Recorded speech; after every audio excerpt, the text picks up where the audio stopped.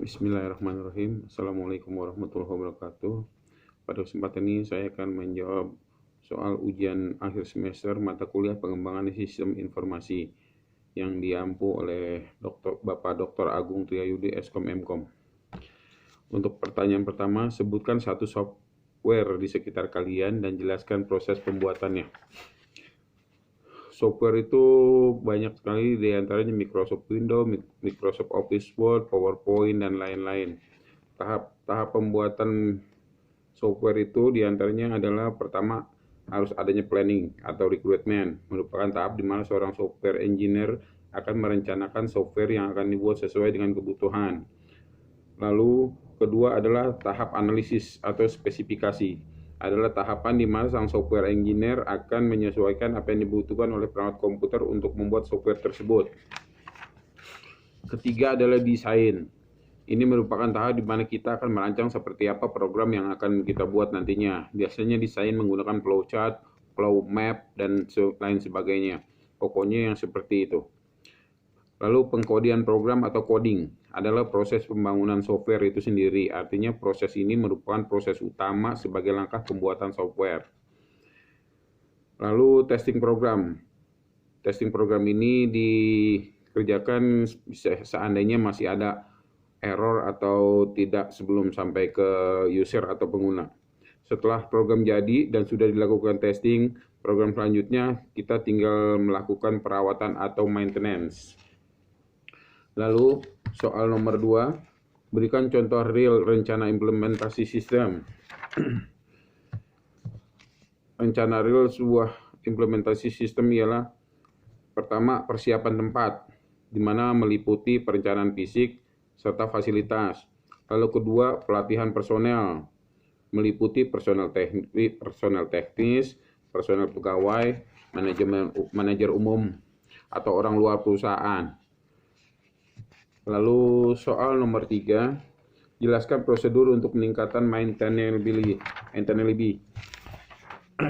Prosedur untuk peningkatan maintainability diantaranya 1. Menerapkan SDLC dan SWDLC, menspesifikasi definisi data standar, menggunakan bahasa pemrograman standar, merancang modul-modul yang terstruktur dengan baik, memperkerjakan modul yang akan dapat digunakan kembali, mempersiapkan dokumentasi yang jelas, terbaru, dan komprehensif, menginstal perangkat lunak, dokumentasi, dan soal-soal tes di dalam Central Repository, System Case atau CMS, Change Management System. Lalu soal keempat, perbedaan real-time processing dengan online processing.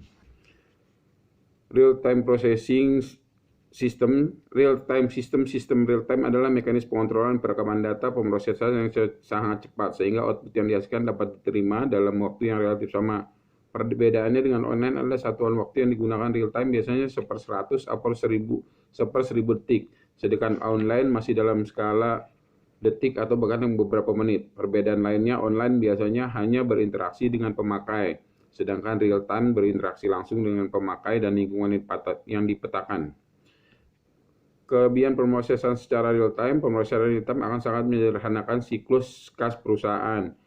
Pemrosesan real time memberikan perusahaan keuntungan pada pasar dengan memelihara informasi setiap penjualan dapat menemukan dengan cepat bahwa terdapat persediaan di gudang. 3. Prosedur manual mempunyai kecenderungan untuk menghasilkan kesalahan kritis seperti nomor rekening yang salah, nomor persediaan yang tidak valid, dan salah dalam melakukan perhitungan harga. Online processing, data langsung diproses saat itu juga dimasukkan. Pengguna biasanya hanya harus menunggu waktu yang singkat untuk jawaban.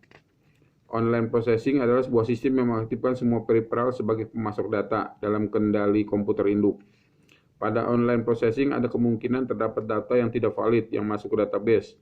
Waktu yang dibutuhkan untuk mengupdate database relatif lebih cepat daripada batch processing.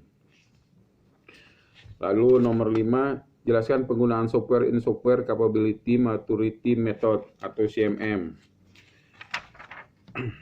CMM awalnya ditujukan sebagai suatu alat untuk secara objek menilai kemampuan kontraktor pemerintah untuk menangani proyek perangkat lunak yang diberikan. Tujuan CMM pada awalnya adalah membuat ujian saringan masuk bagi kontraktor yang mendaftarkan diri untuk menjadi konsultan.